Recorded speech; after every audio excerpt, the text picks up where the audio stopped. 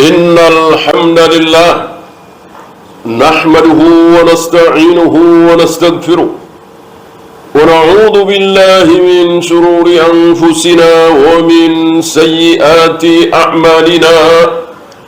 Man yahdihillahu fala mudilla lahu wa man yudlil fala hadiya lahu.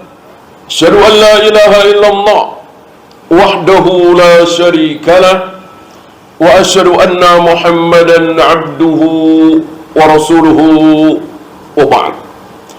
Fa inna khairal kalami kalamullah wa khairal hadi hadi Muhammadin sallallahu alaihi wa alihi wasallam wa syarral umuri muhdatsatuha fa inna kulla muhdatsatin bid'ah wa kulla bid'atin dalalah wa kulla dalalatin finnar.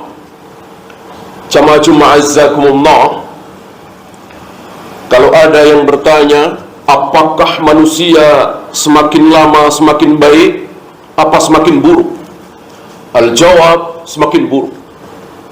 Ini berbeda dengan teorinya orang-orang kafir, para tokoh-tokoh dunia.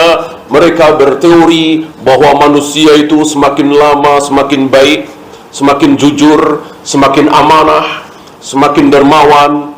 Jelas ini hayat.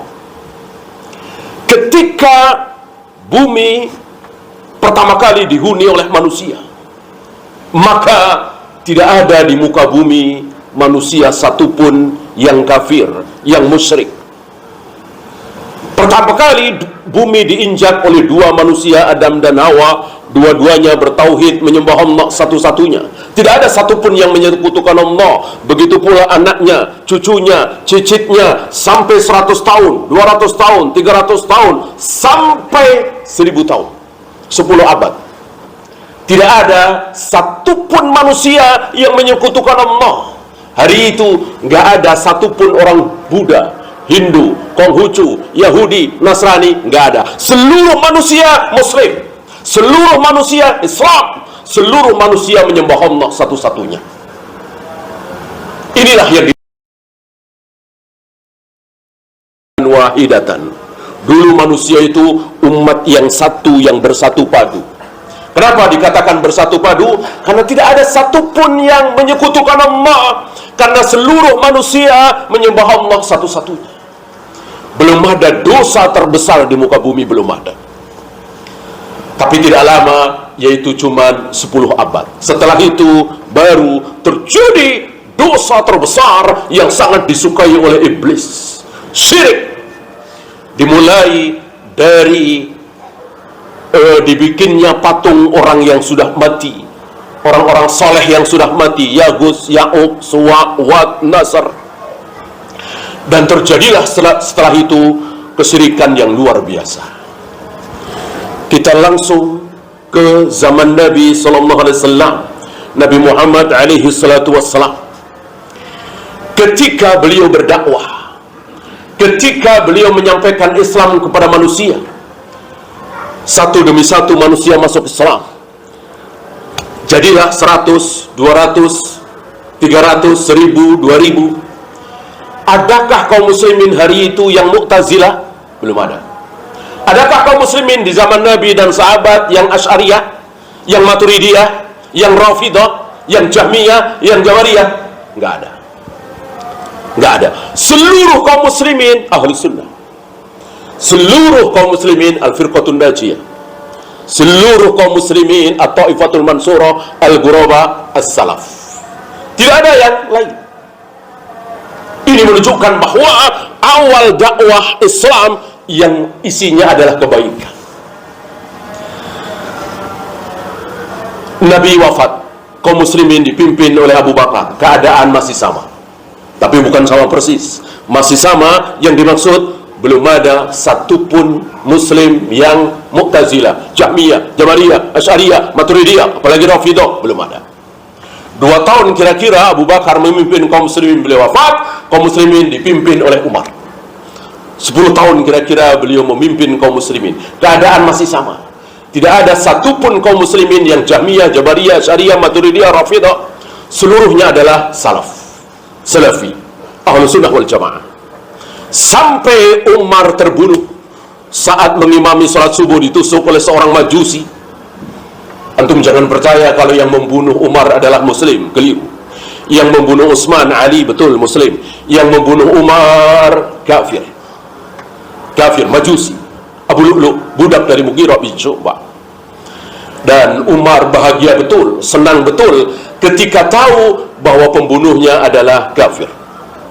Ketika beliau tahu bahwa yang membunuh beliau adalah Abu Lu'lu', beliau langsung memuji Allah. Alhamdulillahilladzi lam yaj'al qatilani musliman. Alhamdulillah, segala puji bagi Allah yang tidak menjadikan pembunuhku seorang muslim. Karena kalau yang membunuh beliau seorang muslim, berarti sudah terjadi syubhat, sudah terjadi fitnah. Bagaimana ada seorang muslim tega membunuh Umar? Ini fitnah, ini syubhat. Walillahilham, kata beliau, yang membunuh Umar adalah seorang majusi, jelas kafir. Nah, ketika Umar terbunuh, baru mulai muncul kesesatan, syubhat. Syahwat sudah muncul dari kemarin-kemarin. Tidak ada manusia yang tidak terkena syahwat. Ini syubhat. Di tiga manusia ini masih hidup, Rasulullah SAW, Abu Bakar, Umar, maka belum muncul syubhat. Syubhat muncul ketika beliau terbunuh.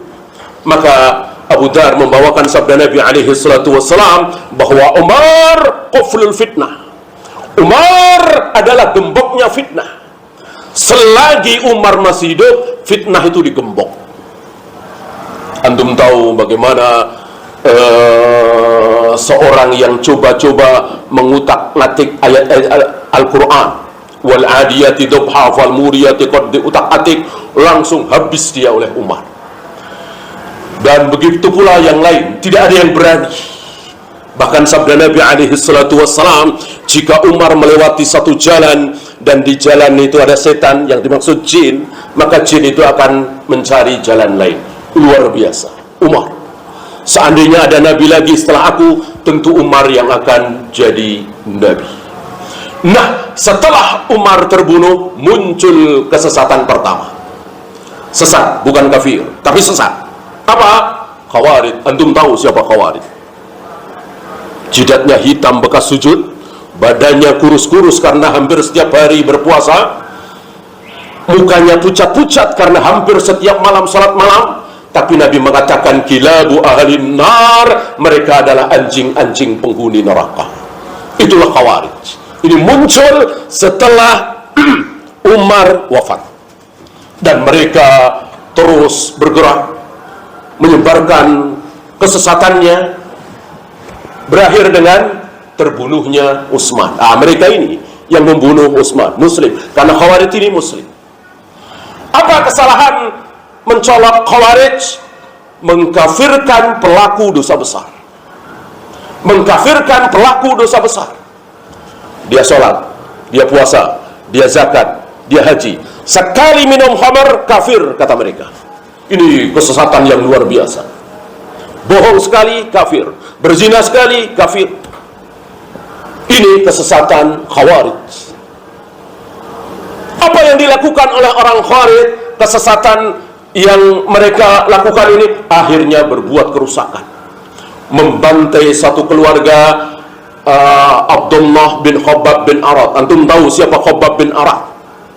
Sahabat Nabi SAW yang disiksa habis-habisan karena budak, gara-gara masuk Islam. Ini anaknya Abdullah bin Khabbab bin Arad. Satu keluarga dihabisi oleh mereka, karena bagi mereka siapapun yang kafir halal darahnya. Dan Khawarij ini sampai hari ini ada penerusnya yang ngebom sana, ngebom sini. Itulah Khawarij. Karena bagi mereka kafir harus dibunuh. Kita ini bagi mereka kafir, kan tidak mungkin dari kita nggak ada yang berbuat dosa, kan? Jadi bagi Khawarij iman itu harus sempurna. Kalau tidak sempurna berarti kafir. Inilah kesalahan Khawarij. Aqulu qawli hadza astaghfirullah li wa lakum.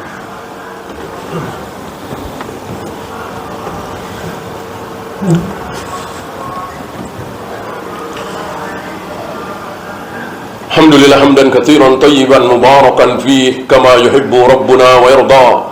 Asyhadu an la ilaha illallah wahdahu la syarika lah wa asyhadu anna Muhammadan abduhu wa rasuluhu wa ba'd. Ayuhal ikhwah, sejelek-jelek khawarij, sesat-sesat khawarij dikatakan oleh Nabi kilabu ahli nar, anjing-anjing penghuni neraka, tapi khawarij tidak pernah menolak ayat Ar-Rahmanu 'alal arsy istawa. Ma mana'aka an tasjuda lima khalaqtu biyadayya was samawati madwiyatun biyamini. Ayat-ayat tentang Allah ini tidak ditolak oleh khawarij. Bahwa Allah bersemayam di atas arsy, Allah turun ke langit dunia setiap sepertiga malam, Allah menciptakan Adam dengan kedua tangannya, Allah akan menggulung langit dengan tangan kanannya, Allah akan menghentikan geraman jahanam dengan telapak kakinya, Allah kelak akan menampakkan betisnya. Ini semua adalah kata Allah, kata Rasulullah. Tidak ada sahabat yang membantah, bahkan khawarij yang sesat ini tidak membantah. Tidak membantah. Kesesatan khawarij hanya mengkafirkan sesama muslim, tidak merembet sedikit pun ke wilayah Allah. Apa kata Allah tentang dirinya, apa kata Rasulullah tentang diri Allah, khawarij percaya, meyakini apa adanya. Setelah khawarij muncul yang lebih buruk lagi, satu kelompok yang mulai ngutak-ngatik masalah takdir. Takdir adalah kehendak Allah, takdir adalah ciptaan Allah, bukan ciptaan manusia. Ini diutak-atik. Muncul aliran kedua bernama Qadariyah. Kalau khawarij sedikit pun tidak menyinggung tentang Allah, kehendak Allah, mulailah Qadariyah. Betulkah takdir itu ciptaan Allah? Dibahas oleh mereka, akhirnya mereka menyimpulkan, bukan, takdir bukan ciptaan Allah, ciptaan kita sendiri. Amal kita ini ciptaan kita sendiri, bukan ciptaan Allah. Mulailah satu persatu ayat Allah dibantah. Wallahu khalaqakum wa ma ta'malun.